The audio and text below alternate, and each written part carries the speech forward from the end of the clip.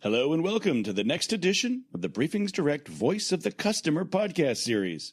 I'm Dana Gardner, Principal Analyst at Inter Arbor Solutions, your host and moderator for this ongoing discussion on digital transformation success stories. Our next data center architecture modernization journey interview explores how HP Incorporated has rapidly separated and modernized a set of data centers as part of its splitting off from what became Hewlett Packard Enterprise. We'll now learn how HPI is taking 4 shared data centers and transitioning to 2 agile ones with higher performance, lower costs, and an obsolescence-resistant and strategic infrastructure design. Here to help us define the data center of the future, we're joined by Sharon Batome. She's Vice President and Head of the Infrastructure Services there at HPI. We're also here with Piyush Agarwal. He's Senior Director of Infrastructure Services at HPI. Welcome to you both. Thank you. Thank you. All right. We all know the story that HP Incorporated split off and is its own separate company, and Hewlett Packard Enterprise did the same thing. It's kind of unusual. A lot of people take up data center and maybe modernize it, or maybe they'll replicate it. You guys had to split off and modernize at the same time, and you're still in the process of doing that. So, Sharon, what were sort of the guiding principles for you when you wanted to create a new data center? Were you going to be sort of meek and say, we'll take a baby step, or is this sort of something that allowed you to do a leapfrog of some sort?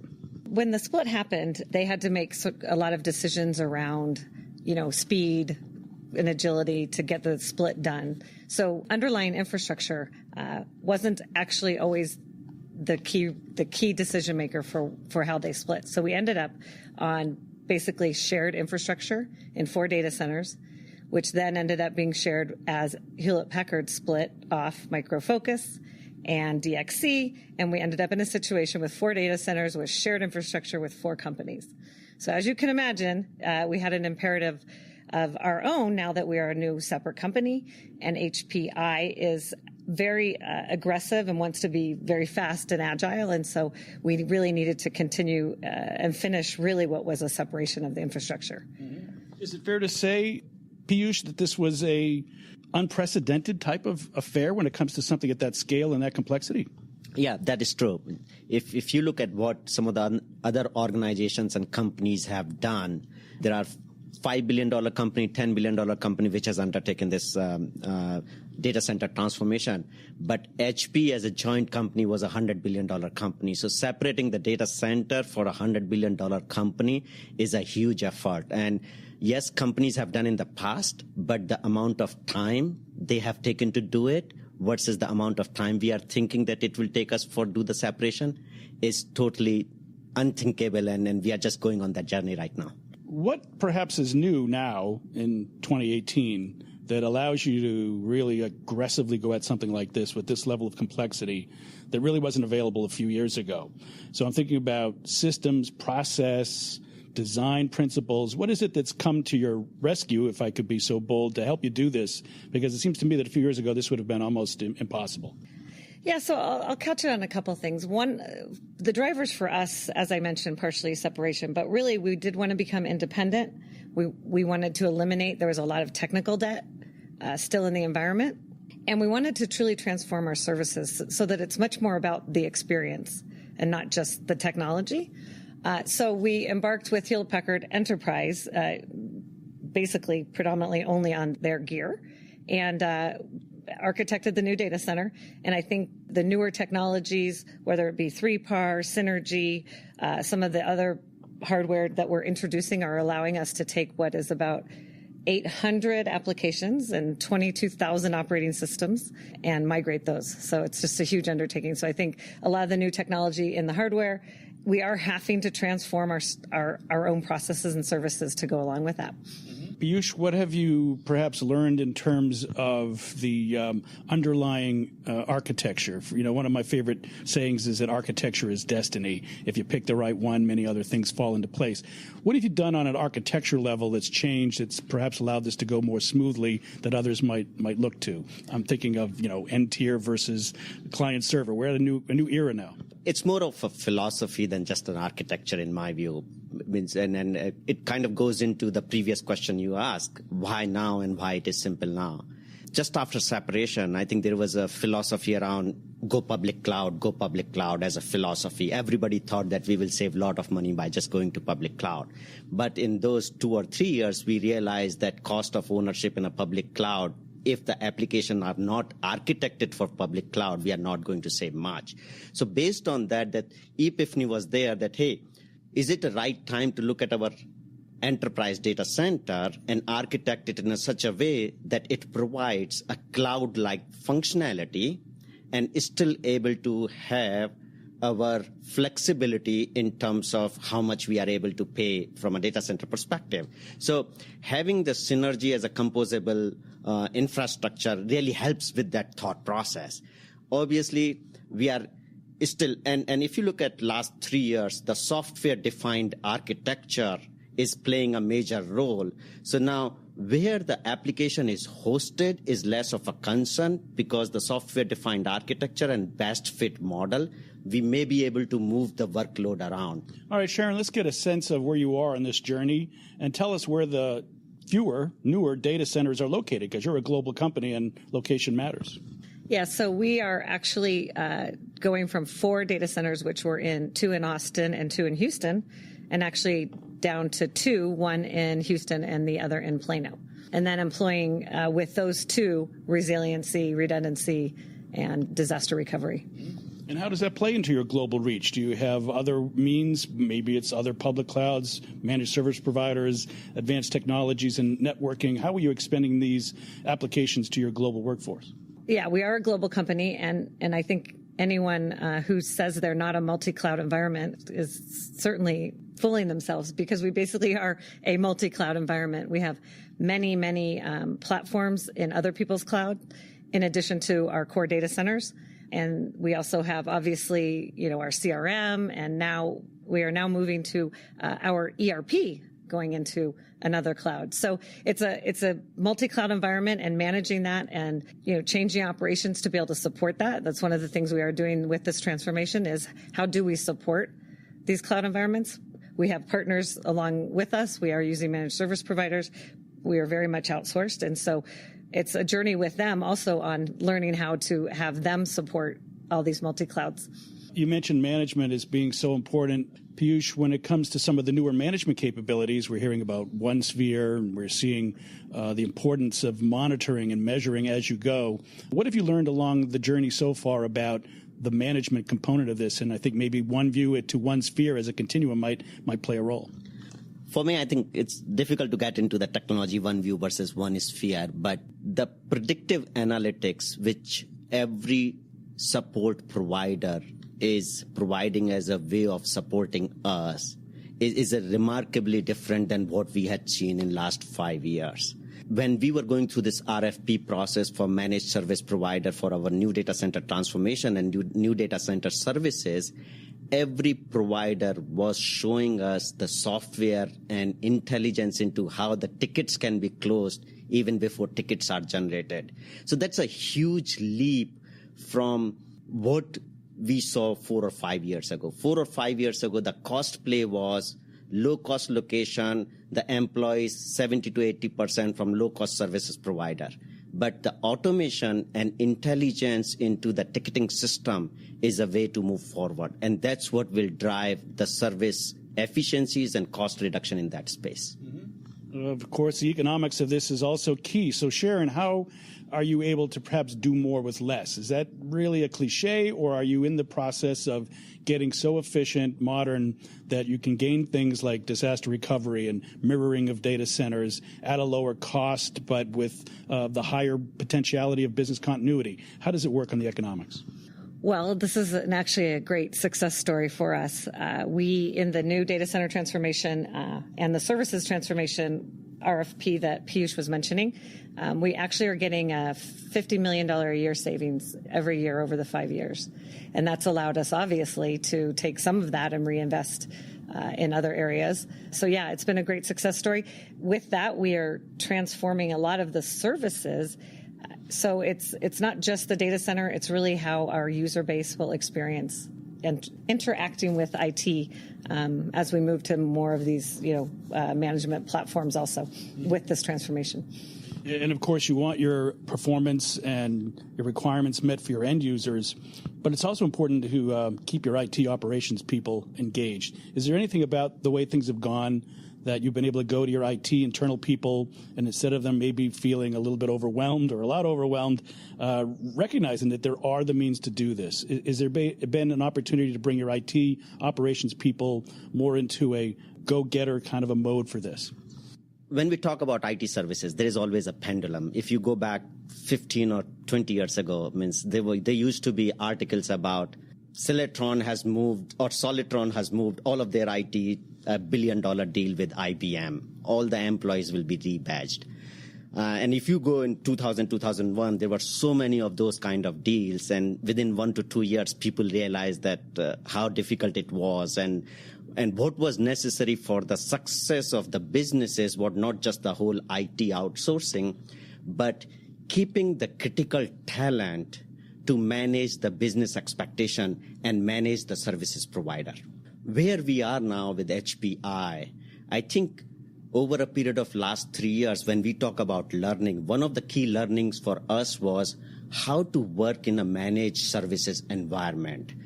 And what that means is that how to get best out of a supplier by still critically maintaining some of that critical knowledge of the environment within our own IT.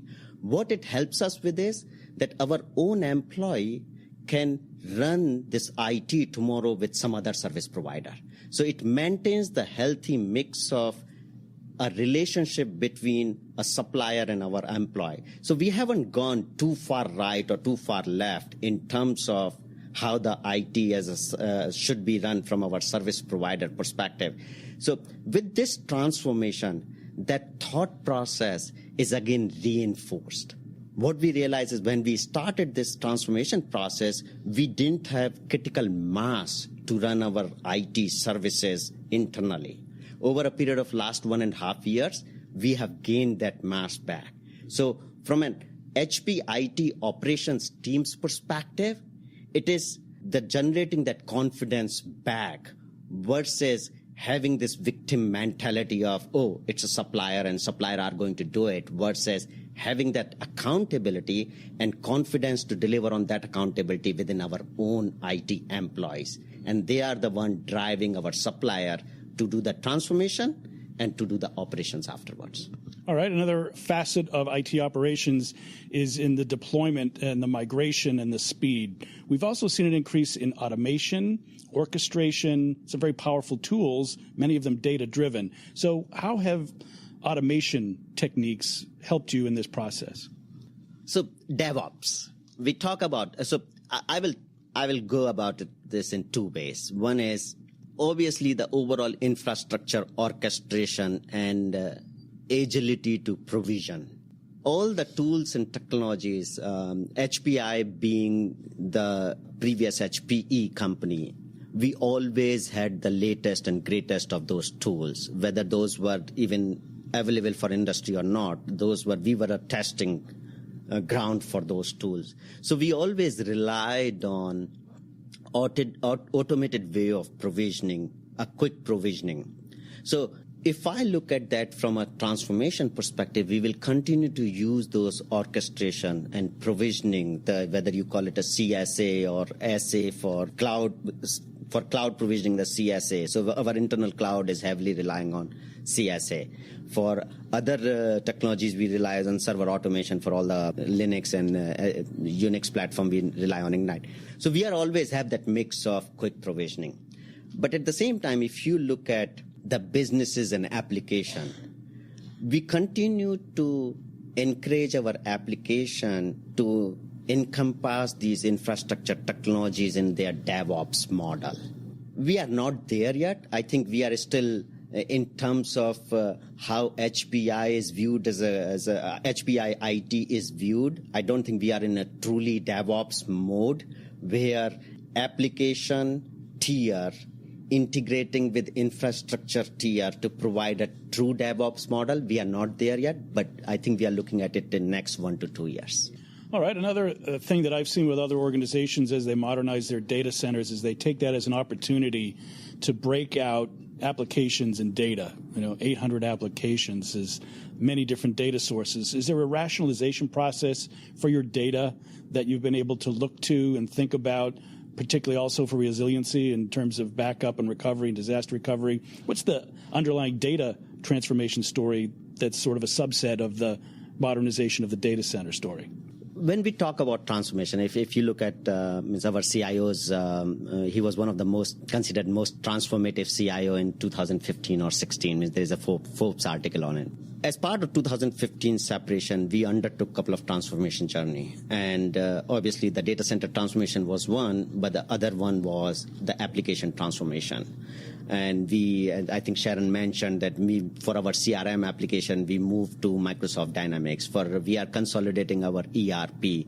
So application rationalization is an ongoing exercise for us. In true sense, we had 1,200 to 1,300 applications. We are trying to bring them down to 800, and then there is a further reduction over a period of next 2 to 3 years planned. So certainly from application and data center transformation are going in parallel. But from a data perspective, if you look at, are we looking at data in general, or we are thinking about that this concept of having data totally segregated from the application layer? I don't think we are doing that yet. And where we are in an overall journey of application transformation, the number of applications we have, in my view, the data and segregation of application is a very higher level of efficiency. I think in the efficiency layer, we are where we are currently. We are at the data center transformation, consolidated, application rationalization, consolidate those, reduce those as many as possible, and then take a look at the data, segregating the data layer with the application layer. And recognizing that this is unprecedented in terms of the level of complexity, let's revisit some of the metrics. When you do this well, when you do it properly, what other paybacks do you get? Sometimes there's unanticipated paybacks, return on investment, TCO, user experience benefits. What were some of the expected and unexpected benefits that you've been able to enjoy? As I spoke about earlier, we got great financial benefits. But some of the other areas, as I said, the end user experience, so whether it's time to fix, time to own, the experience of our employees interacting with IT and needing support, we're seeing, obviously we will see efficiencies there. With the automation, we're going to obviously bring a lot more efficiency to our own teams. And then as Piyush, one of the measures that we actually have internal is an employee satisfaction measure. And I found this to be very interesting that for the infrastructure organization, the IT internal personnel, their engagement score went up 40 points from before we started this transformation to after we kicked it off. And you could really see that not only are they getting reskilled or retooled in some ways, or we were bringing in, make sure we have enough of that expertise in-house, their engagement scores went up right along with that. And so I think it helped our whole employee, as Piyush talked about earlier, it helped us on keeping our employees very motivated, engaged. People like to work with modern technology more than the old stuff. Is that not true? Yeah, for sure. I want to work with the iPhone 10, not iPhone 7. Right. Absolutely. Okay, last area of inquiry. What have you learned that you could impart to others? Now, not many others are going to be doing this reverse separation, modernization, consolidation, application rationalization process at the same time while keeping the companies operating. But what have you learned? What could you pass on? What would you tell other people who are going about application and data center modernization? Sharon. Pick your partners, very, very important. Not only the technology partner, but any of the other partners along the journey with you doing, whether it be application migration, your services partner. And who have you used? Our services partner is DXC. And as I mentioned earlier, pretty much the entire data center, majority of the data center is Hewlett Packard, Gear, Arista, Brocade. So pick your partners. And the other is make sure that you truly understand all of the other transformations that get impacted by the transformation you're going on. Because we have found, and in all honesty, have had some bumps because there is so much transformation going on. And I think, make sure those are fully understood and the dependencies. Piyush, what have you learned that you would impart to others? I think it goes back to one of the questions you asked. Understanding of the business drivers, and in addition to the picking your partner, your own level of strength at that point in time. If I look at, could we have done it 1.5 years ago? The confidence level and our own capability to do it would have been different. So certainly the picking your partner and in having a confidence in your own ability to do it at the right time is very important. Where, for those people who want to learn more about your particular journey, HPI coming out, creating this, is there any online information that you can point to that would help people better understand and learn from your experience? I don't think we market it so much, but certainly I think our people can reach out to our marketing teams for understanding the IT journey. Well, hopefully this podcast that we're putting together now will start that process of sort of chronicling what you've done. Yeah, thank you. And Dana, thanks for having us. It was exciting to get to talk about something that is a lot of work, but a lot of satisfaction and an exciting journey we've been on. Well, very good. I'm afraid we'll have to leave it there. We've been exploring how HPI is taking 4 shared data centers and transitioning to 2 agile ones with higher performance and lower costs. And we've learned how the data center of the future provides such benefits as an obsolescence-resistant design that both increases agility and cuts the size and costs. So please join me now in thanking our guests. We've been here with Sharon Batome, Vice President and Head of Infrastructure Services at HPI, and Piyush Agarwal, Senior Director of Infrastructure Services at HP Incorporated. And thanks to our audience as well for joining us for this BriefingsDirect Voice of the Customer Data Center Modernization Success Story. I'm Dana Gardner, Principal Analyst at Inter Arbor Solutions, your host for this ongoing series of Hewlett Packard Enterprise sponsored interviews. Thanks again for listening. Please pass this content along to your IT community and do come back next time.